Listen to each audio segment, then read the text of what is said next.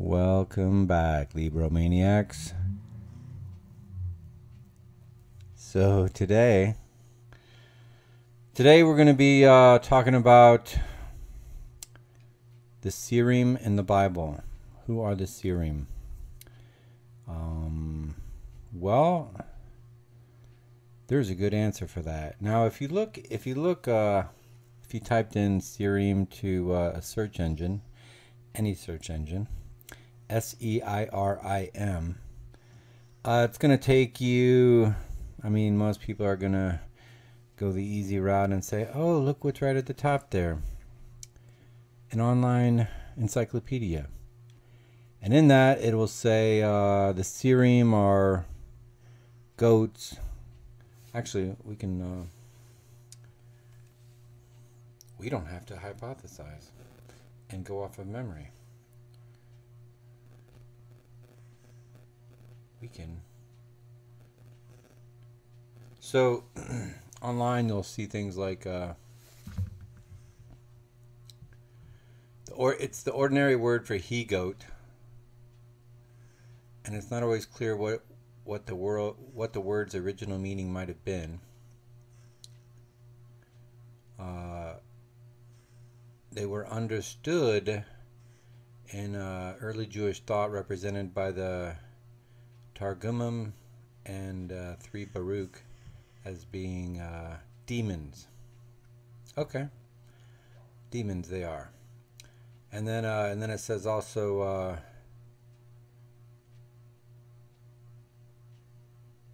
they are said to be the lowest of all created beings, along with satyrs of Greek mythology, fauns of Roman myth, and jinn of Arab culture.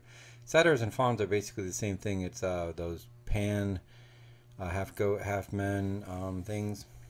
They've got like the bottom half of a goat. They've got hoofs and a tail. Their upper body of a man, but with also horns, and actually sometimes a goatee, and an erection. They are symbols of male fertility. And the jinn aren't anything like satyrs to my knowledge. Now, I'm not an expert in jinn.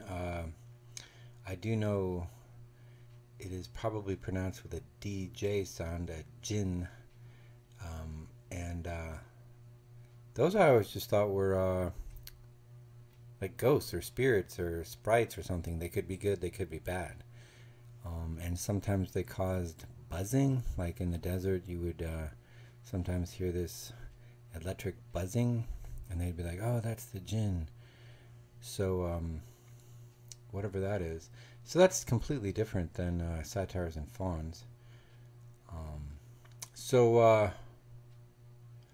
Now that's what you will see online. That's what the online encyclopedia is going to direct you to. However, like if you get into cryptozoology, you will find out that the Seirim are much different. Now the Seirim appear in Leviticus 16. Well, I'm going to read part of Leviticus 16:7 through 16:10, or 16:7 through 10. So it says, then he is to take the 2 goats and present them before the Lord at the entrance to the tent of meeting. He is to cast lots for the 2 goats, one lot for the Lord and the other for the scapegoat. Aaron shall bring the goat whose lot falls to the Lord, and sacrificing it for a sin offering, but the goat chosen by Lot as the scapegoat shall be presented alive before the Lord to be used for making atonement by sending it into the wilderness as a scapegoat. So, building upon that, I'm going to read a passage from Abominable Snowman, Legend Come to Life by the cryptozoologist Ivan T. Sanderson.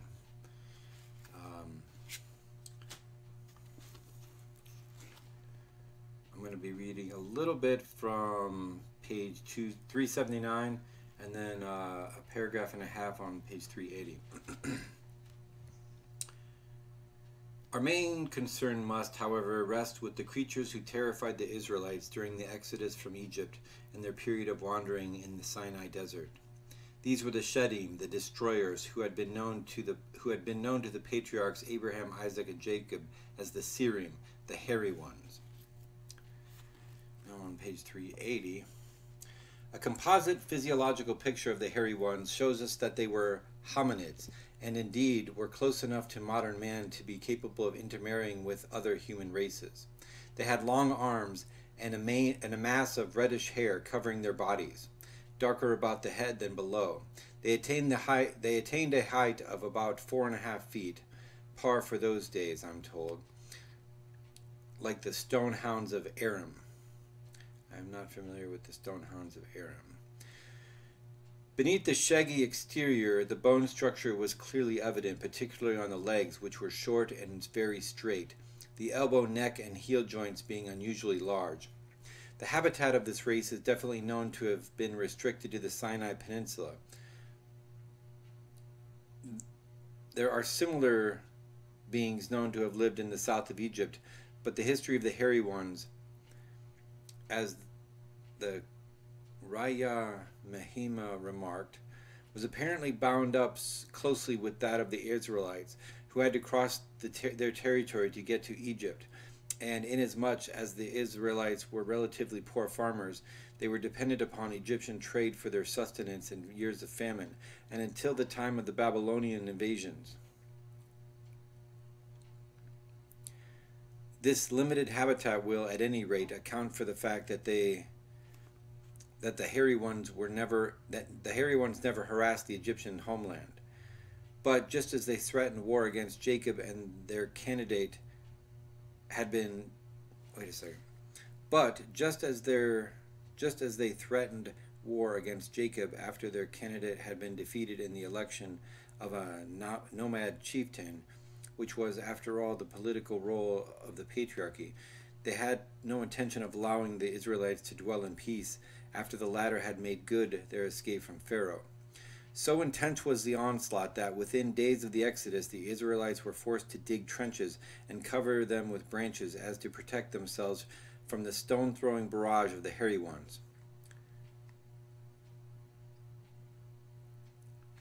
I'm going to skip ahead here to page 381. As soon as things settled back to normal, however, the God of Israel decided to assert his power against the hairy ones. His real reason for doing that in the days before he ever thought of speaking to Moses, they had rejected him as their deity in favor of a certain Azazel. Thus, no sooner was the holy sanctuary completed than Yahweh gave orders to Aaron the high priest, who was, as we read in Leviticus 16:7, took 2 of the hairy ones and caused them to stand before the Lord. And Aaron put tags on the hairy ones, 1 tag for Jehovah and 1 tag for Azazel. And Aaron made an offering to the hairy ones which he had tagged for Jehovah, and the one which had been tagged for Azazel remained alive in the presence of Jehovah, who sent it off to Azazel, who lived in the desert, that might atone for the sins of Israel, according to the commentators. Lest the casual reader mistake the Seirim of this passage for the hairy goats, which are Seirim, of the verses immediately preceding it, as did the famous but unhappily incompetent modern scholar S.L. Gordon, Leviticus Rabbah, the most ancient of the exegetical works of Judaism, spells it out for him. The Seirim are none other than the destroyers, the sons of Esau. The similar meaning of the Seirim and Seirim is among the 10 best cases of authenticated synonymity in the Hebrew language. So, now, as I said in another video, there's regions of there's certain regions where I guess I should back up a little bit. The Seirim are sometimes translated as satyrs, and satyrs are, if you get back far enough, the description I gave you earlier of the half man, half goat, they're actually just shaggy humans. They don't have, hoofs. They don't have tails. They don't have horns, but they do have erections, or at least they appear to, because Neanderthals are known to have penile sheaths like dogs. Like if you stand a dog up on his hind leg, you could kind of see how he looks like he kind of has an erection, but that's just his penile sheath. So Neanderthals had the same thing. And Neanderthals were known to be in not only regions of Israel in thousands and thousands of years ago, but also they coexisted with humans nearby.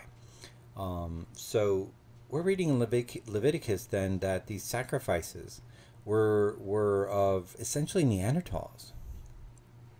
That's a totally different understanding of what was going on. I mean, that's Aaron. That's Aaron's Moses' brother. This is the beginning of Judaism. They're sacrificing essentially these hominids, one to Jehovah and one. Well, in the translation I just read, they used the that Jehovah translation, but other that's based on the letters YHVH, and Y can sometimes sound like J. So, or actually Jehovah is There's the J version, there's the Y version. So that's a totally different understanding of these sacrifices that are going on. And one is sent off into the desert to Azazel. Azazel's like this.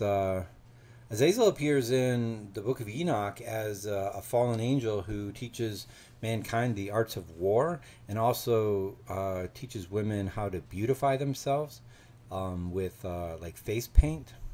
So he gets a lot of flack because he's basically teaching mankind war and lust at the same time. And that's some fascinating stuff. And I'm going to read one more this idea that Neanderthal is still around, and that this is the sightings of that the Seirim and people that have sightings of quote unquote Bigfoot. They're actually just sightings of this hominid. I want to read one more passage here to you from Forbidden Archaeology. Is it really possible that there could be an unknown species of hominid on this planet? Many will find this hard to believe for two reasons. They suppose that every inch of the earth has been quite thoroughly explored, and they suppose that scientists possess a complete inventory of the earth's living animal species. Both suppositions are incorrect. First, even in countries like the United States, there remain vast, unpopulated, and little traveled areas. In particular, the northwest United States still has large regions of densely forested mountainous terrain which, although mapped from the air, are rarely penetrated from the ground. Second, a surprising number of new species of animals are still being found each year, about 5,000 according to a conservative estimate. I'm going to fast forward here a little bit here. Most of the mammals were small, and this might lead one to doubt. Now, in the part I just skipped, it mentions that 4,000 of those are insects, and about, as far as mammals go, there's about 18 new species of, or 10 new species of mammals found every year. It says then, most of the mammals were small, and this might lead one to doubt that a large mammal such as a wild man might someday enter the list of living species. But the 20th century has seen the discovery of many large species, some, quote, known from native reports which were initially disbelieved, unquote. These included such things as the Kodiak bear, Cotton's white rhinoceros, which is the largest rhinoceros, the mountain gorilla, the largest gorilla, the Komodo dragon. So it is not completely out. I'm going to fast forward to the summary. So it is not completely outside the realm of possibility that science may someday come to fully accept the existence of wildmen, which may prove to be previously unknown types of hominids or primates, or surviving representatives of fossil hominids such as Australopithecines, Homo erectus, or Neanderthals. It would not be the first time science had found examples of living fossils. So yeah, it's very, very, very, very likely that considering nobody doubts that the ocean has unknown species in it. Well, so do areas like these forests. So anyways, that's all for today. Thanks for tuning in.